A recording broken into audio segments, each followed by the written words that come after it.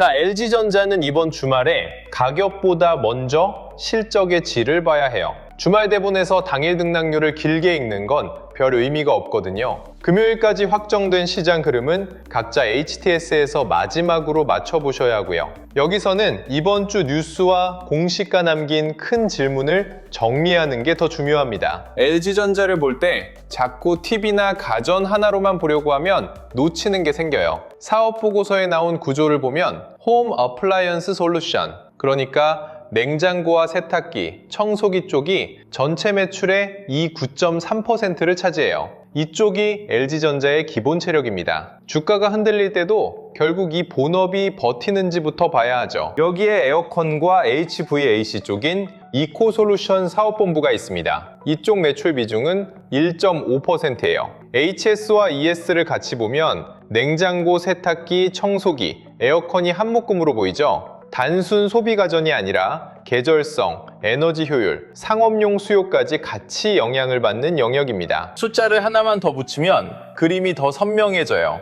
HS와 ES 두 사업 부문의 제24기 매출액은 35조 4,489억 원으로 적혀 있습니다. 전체 매출에서 39.8%예요. 쉽게 말하면 LG전자는 자동차 부품이나 TV 이슈도 중요하지만 기본 가전과 공조 쪽이 흔들리면 전체 인상이 같이 흔들리는 회사입니다. 그래서 실적을 볼 때는 매출 총액보다 어느 사업이 밀었는지를 봐야 해요. 또 하나 봐야 할 건 원재료와 생산 지역이에요. 공시에는 스틸, 레진, 커퍼 같은 원재료가 주요 항목으로 들어가 있고 한국과 중국, 태국, 미국 등에서 생산한다고 되어 있어요. 이 말은 환율과 원자재 가격, 지역별 수요가 실적에 같이 들어온다는 뜻입니다. 제품이 좋아도 비용이 밀리면 마진이 흔들릴 수 있잖아요. 그래서 영업이익률의 흐름을 따로 봐야 합니다. 이번 주 뉴스에서 LG전자 단독으로 눈에 들어온 건 AI 적용 상업용 세탁가전이에요.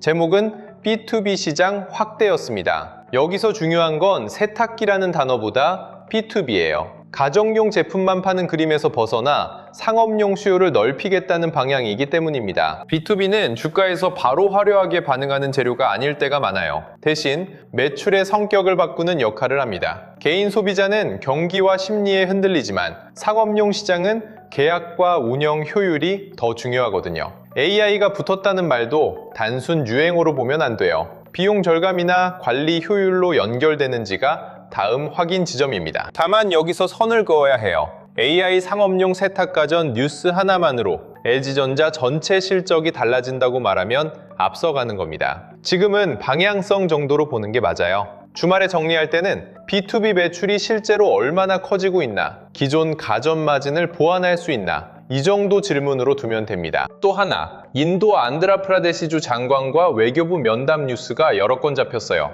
제목은 한국 기업 활동 논의, 한국 기업 지원 요청 쪽이었습니다. 이건 LG전자 단독 뉴스라고 보기는 어렵습니다. 하지만 한국 기업의 해외 활동 환경을 볼 때는 의미가 있어요. 글로벌 생산과 판매망을 가진 회사들은 이런 정책 환경도 비용과 투자 판단에 영향을 받거든요. 여기서도 과하게 해석하면 안 됩니다. 인도 관련 뉴스가 나왔다고 해서 곧바로 LG전자 실적으로 연결된다고 말할 수는 없어요. 다만 해외 시장에서 한국 기업 지원 논의가 반복된다는 건 체크할 만한 배경입니다. 특히 가전과 공조, 상업용 솔루션은 지역별 성장성이 중요하잖아요. 이런 뉴스는 주가 재료라기보다 중장기 환경으로 두고 보는 게 낫습니다. 공시 쪽에서는 기업 설명의 안내도 같이 나왔습니다. 이런 IR 일정은 숫자보다 설명이 중요해요. 잠정 실적에서 매출과 영업이익은 이미 나왔지만 시장이 더 궁금해하는 건 그 안의 내용이거든요. 어느 사업부가 좋았는지, 비용 부담은 어디서 왔는지, B2B나 공조 쪽이 얼마나 버텼는지, 주말에는 숫자보다 질문지를 먼저 만들어두는 게 좋습니다. 그런데 LG전자만 따로 떼어놓고 보기 어려운 이유가 있습니다. 이번 주 시장에는 최근 시장 충격이 남아 있었어요. 뉴스에는 코스피 8%대 급락, 사이드카에 이어 서킷 브레이커, 그리고 20분간 매매 중단 해제라는 표현까지 들어왔습니다. 이런 상황에서는 종목 실적이 좋아도 시장 전체의 위험 회피가 먼저 움직일 수 있어요. 그래서 개별 실적과 시장 체력을 분리해서 봐야 합니다. 쉽게 말하면 이렇습니다. LG전자가 잘했다, 못했다만으로 주가 흐름을 설명하기 어려운 장이었다는 거예요. 시장 전체가 흔들리면 실적주도 같이 밀릴 수 있습니다. 반대로 시장이 안정되면 뒤늦게 실적을 다시 보는 구간도 생길 수 있고요. 그래서 주말에는 종목 뉴스와 시장 충격을 섞어버리면 안 됩니다. 따로 놓고 봐야 해요. 수급 뉴스도 LG전자 단독보다 시장 전체의 돈 방향으로 봐야 합니다. 거래소 외국인 관련 기사에서는 삼성전자를 담고 삼성전기를 담고 SK하이닉스와 KB금융을 팔았다는 내용이 잡혔어요. LG전자를 직접 샀다 팔았다는 근거는 이 자료에 없습니다. 대신 외국인 자금이 대형주 안에서도 골라 움직였다는 힌트는 됩니다. 이러면 LG전자도 단순 저평가보다 섹턴의 선택을 받아야 해요. 개인 1.5조 툼의 송영기군 투입이라는 제목도 있었죠. 이 표현은 시장의 체감이 가볍지 않았다는 뜻으로만 보면 됩니다. 특정 종목을 겁낼 필요는 없지만 시장 전체에 방어 흐름이 있었다는 건 중요해요. 이런 때는 좋은 공시가 나와도 매수세가 바로 붙지 않을 수 있습니다. 실적과 수급의 시간 차이를 생각해야 합니다. 글로벌 흐름도 같이 봐야 해요. 코스피는 최근 닷새 기준으로 9.8% 빠졌고 직전 거래일에는 0.6% 올랐습니다. 이건 낙폭 뒤에 일부 되돌림이 있었다는 정도로 보면 돼요. 아직 방향이 바뀌었다고 말하기보다는 급한 매도 이후 숨을 고른 그림에 가깝습니다. LG전자가 반도체 회사는 아니지만 한국 증시에서 대형주 자금은 같이 움직일 때가 많거든요.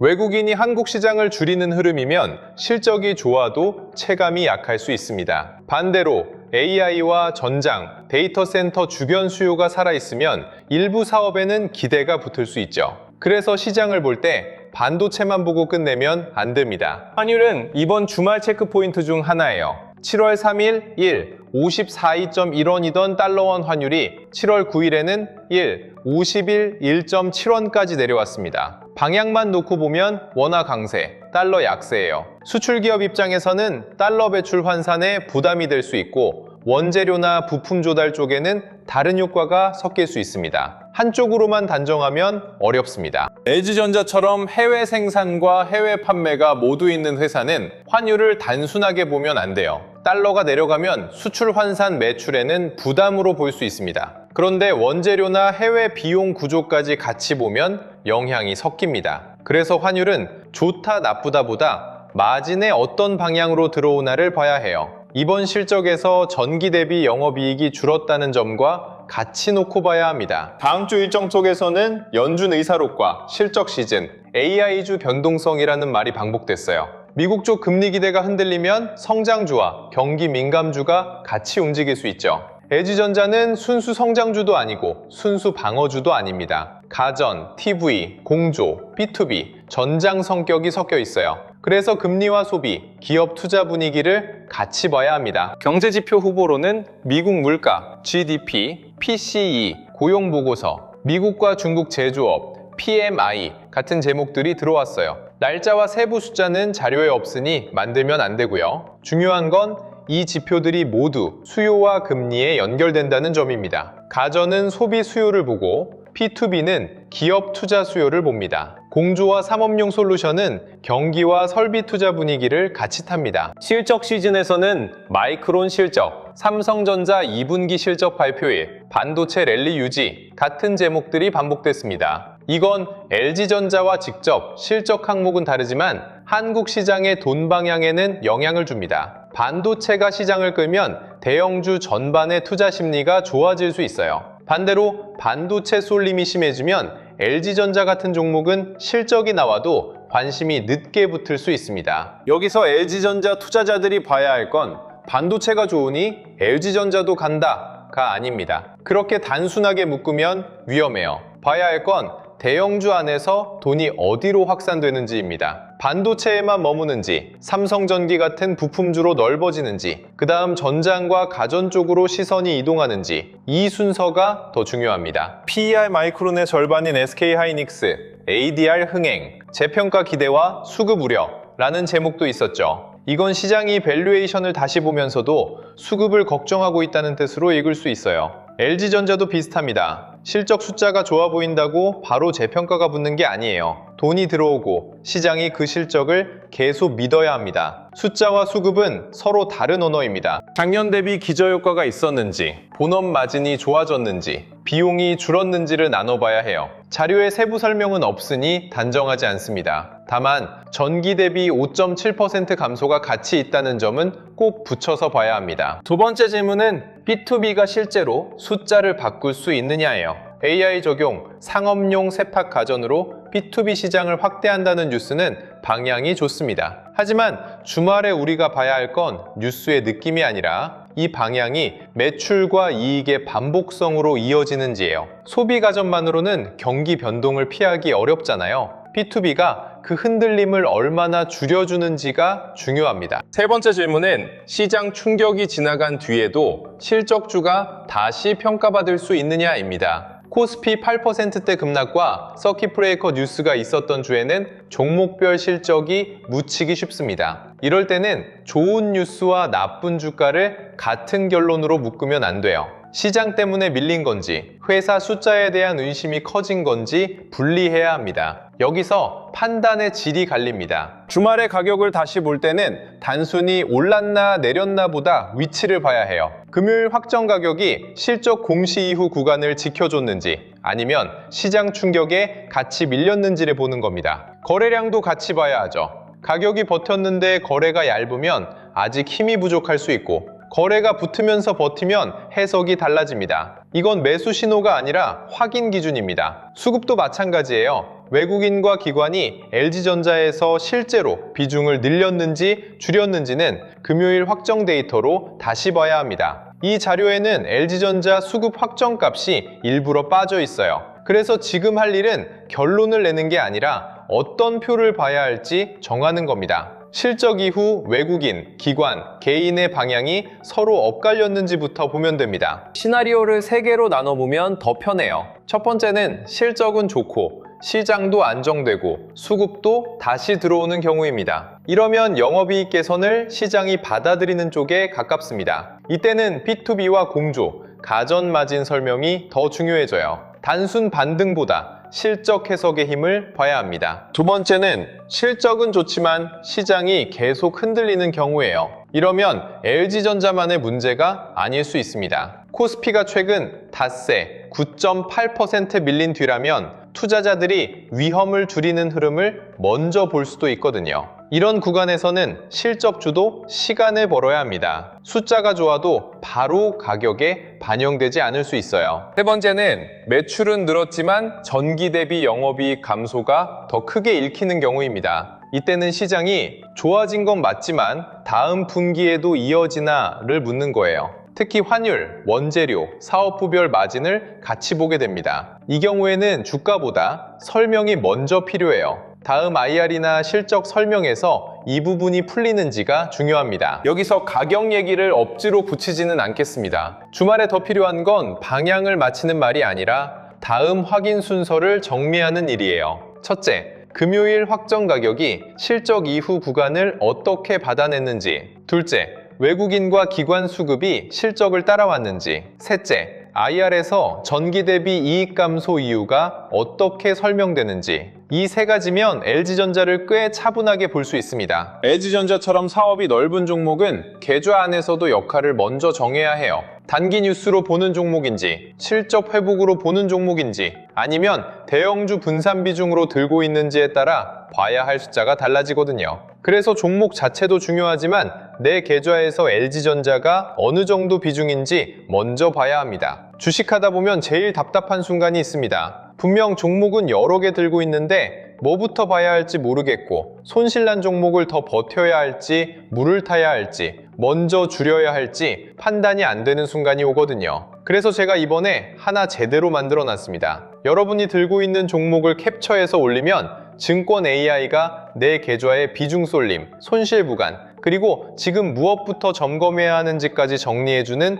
무료 AI 포트폴리오 리포트입니다. 수익률만 보고 판단하면 오히려 더 헷갈릴 수 있습니다. 진짜 먼저 봐야 하는 건 내 계좌 안에서 어떤 종목의 비중이 몰려 있는지, 손실이 어디에 쌓여 있는지, 그리고 지금 무엇부터 정리해야 하는지 이 순서입니다. 자, 지금 화면에 보이는 건 저희 구독자분께 제가 직접 요청드려서 받아본 실제 사용 화면입니다. 개인정보나 계좌번호 같은 민감한 부분은 전부 가린 상태고요. 보시면 사용 방법도 어렵지 않습니다. 사이트에 들어가서 내가 들고 있는 보유 종목 화면만 캡처해서 올리면 됩니다. 토스증권이든 키움이든 삼성증권이든 상관없습니다. 종목명, 평가금액, 수익률 정도만 보이게 올려주시면 되고요. 이름이나 계좌번호는 꼭 가리셔도 됩니다. 이렇게 내 종목을 캡처한 이미지를 올려놓고 30초 정도만 기다리면 증권 AI가 화면 안에 있는 종목들을 읽고 바로 분석해 줍니다. 이런 식으로요. 보시면 단순히 종목명만 읽어주는 게 아닙니다. 내 계좌가 어느 종목에 많이 쏠려 있는지, 손실 구간은 어디에 몰려 있는지, 지금 어떤 종목부터 먼저 점검해야 하는지까지 순서대로 정리해 줍니다. 점수와 등급도 나오고 인식된 종목수, 최대 비중, 판독률도 같이 확인할 수 있습니다. 도넛 그래프와 비중바도 있어서 내 계좌가 어디에 몰려 있는지 한눈에 볼 수 있고요. 여기서 중요한 건 이게 매수해라, 매도해라 찍어주는 도구가 아니라는 겁니다. 내 계좌 구조를 객관적으로 펼쳐놓고 어디부터 점검해야 하는지 기준을 잡아주는 무료 리포트라고 보시면 됩니다. 주식하다 보면 손실난 종목을 보면서 계속 고민하게 되잖아요. 이걸 더 버텨야 하나, 물을 타야 하나, 아니면 먼저 줄여야 하나. 그런데 그 판단을 하기 전에 먼저 봐야 하는 게 있습니다. 내 계좌에서 어떤 종목이 가장 큰 비중을 차지하고 있는지, 손실이 어디에 몰려 있는지, 그리고 지금 당장 정리해야 할 우선순위가 뭔지부터 봐야 합니다. 잔고 캡처 한 장만 올려도 내 계좌에서 무엇부터 점검해야 하는지 바로 확인하실 수 있게 만들어 놨습니다. 그리고 AI 리포트로 부족하다 싶은 분들은 그 안에서 전문가 점검까지 이어서 신청하실 수 있습니다. 종목 쏠림, 손실 구간 정리 순서, 현금 비중과 리밸런싱 기준까지 이어서 확인해 보실 수 있습니다. 여기에 기존에 준비해둔 자료들도 같이 보실 수 있게 정리해 놨습니다. 먼저 주가가 조정을 받으면서 흔들릴 때 세력과 기관의 평균 단가를 역산해서 기준 가격대를 잡아볼 수 있는 세력 단가 지지선 계산기가 준비되어 있고요. 대장주가 잠시 숨고르기에 들어갈 때 빠져나간 자금이 어느 후방 소부장 섹터나 전장 밸류체인 쪽으로 이동하고 있는지 흐름을 확인할 수 있는 글로벌 AI 자금 순환 맵도 같이 보실 수 있습니다. 여기에 차트를 볼 때 복잡한 지표 때문에 헷갈리지 않도록 정리한 AI 주식 보조 지표 템플릿, 계좌 리스크를 관리하고 매매 기준을 세우는 데 도움이 되는 실전 매매 전략 노트도 같이 준비해 놨습니다. 그리고 시장의 순환매 흐름과 주도 섹터 변화를 장중에 바로 확인할 수 있도록 주도주 알림센터 입장까지 같이 열어놨습니다. 주식시장의 큰 판을 읽는 데 도움이 되는 시크릿 책자 3권도 준비했습니다. 첫 번째는 개미가 놓친 도매 지도, 두 번째는 자본법칙, 도매 시선, 세 번째는 코스피 2만의 시대, 돈의 흐름을 읽는 법입니다. 단순히 내 계좌만 보는 게 아니라 시장 전체에서 돈이 어디서 빠지고 어디로 이동하는지까지 같이 보실 수 있게 만든 구성입니다. 자, 이제 신청 방법도 어렵지 않습니다. 지금 화면에 보이는 신청 페이지에서 간단하게 신청만 해주시면 됩니다. 이건 다른 곳처럼 신청해 놓고 며칠 뒤에 보내드립니다. 순차적으로 자료 보내드립니다. 이런 방식이 절대 아닙니다. 이 영상에서 보시는 것처럼 신청만 하시면 바로 무료 AI 포트폴리오 리포트 사이트로 연결되게 만들어 놨습니다. 그러니까 기다릴 필요 없이 신청하고 바로 들어가서 내 계좌를 점검해 보실 수 있는 구조입니다. 지금 내 종목 이대로 괜찮은지 궁금하신 분들은 어렵게 생각하지 마시고 잔고 캡처 한 장만 준비하시면 됩니다. 수익률보다 먼저 봐야 할 건 비중입니다. 손실 종목에 물타기 하기 전에 내 계좌에서 무엇부터 정리해야 하는지 순서부터 확인해 보셔야 합니다. 지금 바로 화면 아래 구독과 좋아요 눌러주시고 댓글창에 구독 완료 딱 4글자만 남겨주세요. 그리고 영상 설명란이나 고정 댓글에 있는 링크로 들어가셔서 신청만 해주시면 기다릴 필요 없이 바로 확인해 보실 수 있습니다.